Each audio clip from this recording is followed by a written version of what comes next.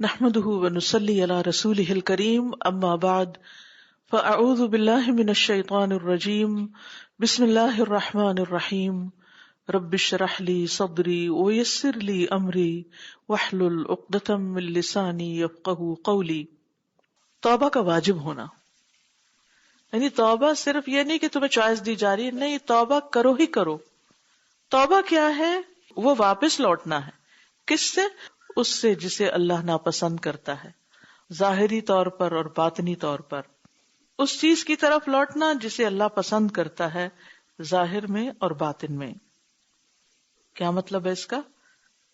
کچھ گناہ ایسے ہوتے ہیں جو اللہ کو پسند نہیں، جو ہم ظاہر میں سب کے سامنے کر رہے ہوتے ہیں، اور کچھ ایسے ہوتے ہیں جو ہم چھپ کے کر رہے ہوتے ہیں۔ کچھ دل کے گناہ ہوتے ہیں، کچھ زبان کے ہوتے ہیں، کچھ عمل کے ہوتے ہیں۔ اسی طرح اس کے اپوزٹ کچھ نیکیاں دل کی ہوتی، کبھی انسان زبان سے، کبھی سب کے سامنے، اور کبھی چپ کے اپنے رب کو پکارتا ہے اور توبہ کر رہا ہوتا ہے۔ وَأَصْلُ التَّوْبَةِ الرُّجُوعُ، اور توبہ کی اصل رجوع، واپسی ہے، ریٹرننگ۔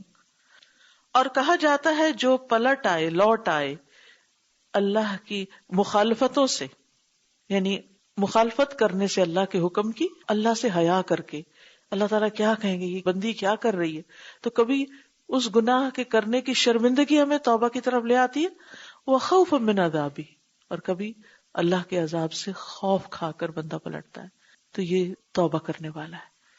یعنی چاہے اللہ کی محبت میں گناہ چھوڑے، اللہ کے لحاظ میں، حیا سے، یا سزا سے ڈر کے، ہر صورت میں وہ کیا ہے؟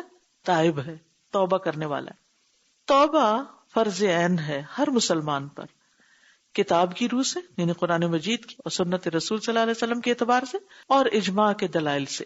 جہاں تک کتاب اللہ کا تعلق ہے تو اللہ تعالیٰ کے اس فرمان میں اس کا ثبوت ہے، وَتُوبُوا إِلَى اللَّهِ جَمِيعًا أَيُّهَا الْمُؤْمِنُونَ لَعَلَّكُمْ تُفْلِحُونَ، اور اللہ کی طرف پلٹ آؤ سب کے سب اے مومنو، تاکہ تم فلاح پا جاؤ۔ اور یہ بھی اللہ تعالیٰ کا فرمان اس کی دلیل ہے، یا ایھا الذین آمنوا، اے لوگو جو ایمان لائے ہو، توبوا الی اللہ توبۃ نصوحا، لوٹ آؤ اللہ کی طرف خالص توبہ کر کے، یعنی سچی توبہ کے ساتھ۔ توبہ کرو اللہ کی طرف خالص توبہ۔ تو ان دونوں آیات میں، کون سی دونوں؟ یہ سورۃ التحریم کی اور سورۃ النور کی جو اوپر بیان ہوئی ہیں، واضح حکم ہے توبہ کا سارے مومنوں کے لیے۔ تو ان دونوں آیتوں میں تمام مومنوں کے لیے توبہ کرنے کا واضح حکم ہے، اور یہ توبہ کے وجوب پر دلیل ہے۔ اس کا یہ مطلب بھی ہے، یہ بات یوں بھی سمجھ آ رہی ہے، اس بات پر بھی دلیل ہے کہ توبہ نہیں ہے خاص گناہگاروں کے ساتھ اور ملے جلے کام کرنے والوں کے، یعنی یہ اس بات کی بھی دلیل ہے کہ توبہ صرف نافرمانوں اور نیکیاں اور گناہ ملی جلی کرنے والوں کے لیے خاص نہیں، کیونکہ اللہ تعالیٰ نے اس کا حکم سب اہل ایمان کو دیا ہے، توبوا الی اللہ جمیعا۔ اور جو چیز توبہ کے واجب ہونے پر مزید دلالت کرتی ہے وہ اللہ تعالیٰ کا یہ فرمان ہے، تو جو توبہ نہ کرے وہ دراصل ظالم ہے۔ تو توبہ کیا ہے؟ فرض عین ہے سب پر، جیسا کہ اللہ نے بندوں کو دو حصوں میں بانٹ دیا ہے، توبہ گزار اور ظالم۔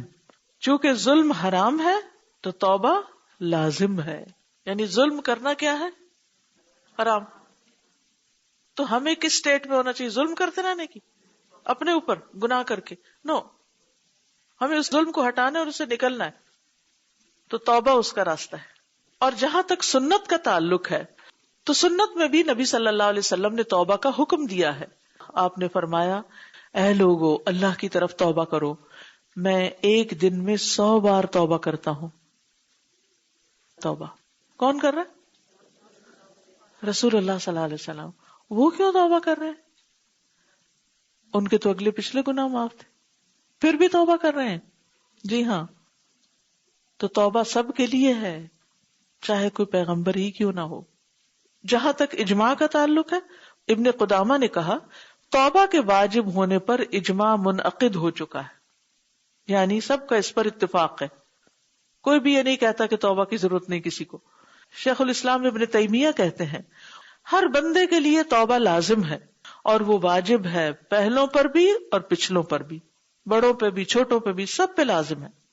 اور قرطبی جو مفسر ہیں ان کا کہنا ہے امت کے درمیان اس معاملے میں کوئی اختلاف ہی نہیں کہ توبہ واجب ہے، اور یہ ایک اسپیسیفک فریضہ ہے طے شدہ کہ جو کر کے رہنا چاہیے ایک خاص طریقے سے۔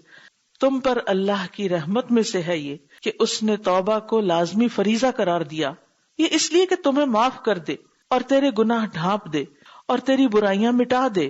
بس اللہ عز و جل ہم سے بے نیاز ہے اور ہماری اطاعت سے اور ہمارے اعمال سے، یعنی اسے اس کی کوئی ضرورت نہیں، جیسے کہ اللہ تعالیٰ کا فرمان ہے لن ینال اللہ لحومها ولا دماؤها ولکن ینالہ التقوی منکم، ہرگز نہیں پہنچتے اللہ کو ان قربانی کے جانوروں کے گوشت، ولا دماؤها، اور نہ ان کے خون، ولکن ینالہ التقوی منکم، لیکن پہنچتا ہے اس کو تقوی تمہاری طرف سے۔ یعنی جب عید کے موقع پر تم جانور حلال کرتے ہو تو اللہ تعالیٰ کو نہ تو گوشت ملتا ہے نہ خون پہنچتا ہے، بندے تو گوشت اور خون دونوں سے فائدہ اٹھاتے ہیں، تو اللہ تک کیا پہنچتا ہے جب ہم کہتے ہیں یہ اللہ کے نام کی قربانی؟ تمہارے دلوں کی حالت کہ کس دل سے تم نے یہ کیا، تمہارے اندر تقوی کتنا تھا۔